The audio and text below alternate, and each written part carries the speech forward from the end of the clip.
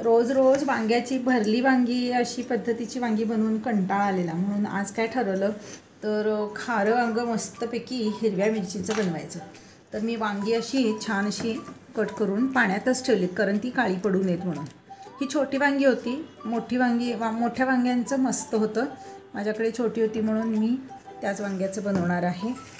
आणि त्यासाठी साहित्य घेतले मी कोथिंबीर, लसूण, हिरवी मिरची, जिरे, थोडासा पुदिना मी हा वाळवून ठेवते, कारण अगदी 11th अवर्सला आपल्याकडे जर ओला पुदिना नसेल फ्रेश तर त्याचा वापर आपल्याला करता येतो।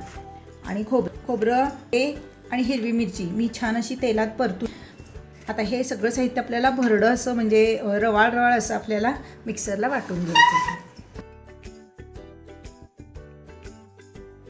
तर आपण ह्या कढईमध्येच आपण जिरे, खोबरं आणि हिरवी मिरची परतून घेतली, त्याच कढईमध्ये आपल्याला वांग फोडणीला टाकायचं आहे। तर थोडंसं जास्तीचं तेल घ्यायचं, कारण आपल्याला ह्याच्यामध्ये पाण्याचा वापर करायचा नाही, नुसतं तेलावर परतायचं आहे। तर मी इथं 2 चमचे 2 डाव असे मी तेलाचे घेतलेले आहेत। झालेलं आहे, आपल्याला ह्याच्यामध्ये थोडीशी मोहरी टाकायची अगदी, आणि थोडेसे जिरे आपल्याला घालायचे आहेत।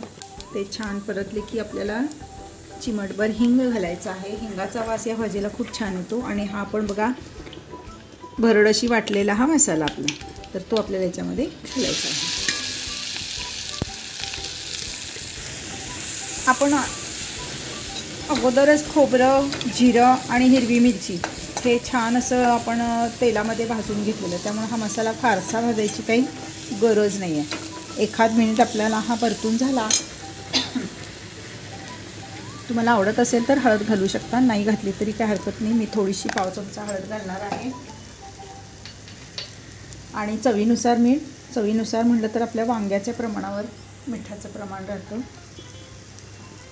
आणि हे असं छान आपल्याला घालून परतायचं आहे। आणि ह्याच्यातच आपल्याला वांगी आपली छान आपण जी चिरून ठेवलेली वांगी होती की नाही, ती आपल्याला याच्यामध्ये ॲड करायची आहे। ह्या साईडला तुम्हाला जर तेलाचं प्रमाण कमी वाटलं तर तुम्ही घालू शकता। आणि आपण हे असं छान परतून घ्यायचं आहे। मला इथं थोडंसं म्हणजे मी अर्धा डाव फक्त तेल घालणार आहे, जरासं कमी वाटतं आहे, कारण ह्याला थोडंसं जरा तेलाचा सैल हात लागतो, तरच हे छान लागतं वांग। आणि आता हे असं छान आपलं परतायचं आहे आणि हे झाकून ठेवायचं आहे। तुम्हाला वाटलं अगदी वांगी मोठी जाड असतील तर एखादा असा शिंतोडा पाण्याचा देऊन झाकलं तरी काही हरकत नाही। आता ही वांगी लहान असल्यामुळे छान अशी ती तेलातच परतून निघतात। मी ह्याच्यात पाण्याचा शिंतोडा अजिबात घालणार नाही आहे। तर आता ही छान अशी झाकून ठेवा।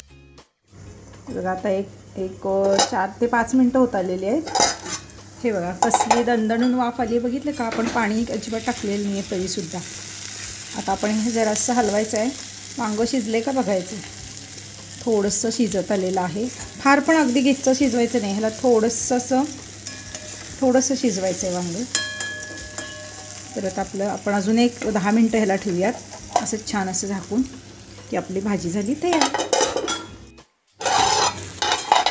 हे बघा मस्त आपला मसालाही छान खरपूस भाजलेला आहे, आणि आपलं वांगंसुद्धा बघा किती मस्त झालेलं आहे।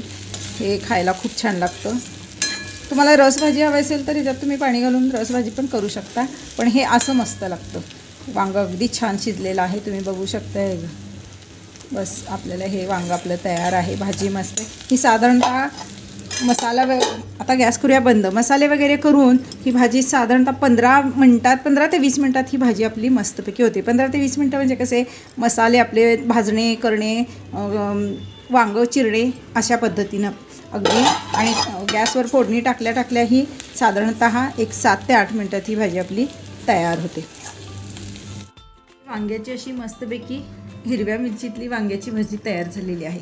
ही खायला अतिशय छान लागती, मस्त भाकरीबरोबर चपातीबरोबर तुम्ही आरामशीर ही भाकरी खाऊ शकाल। तर माझी ही रेसिपी तुम्हाला आवडली असेल तर नक्की करून बघा, ट्राय करून बघा आणि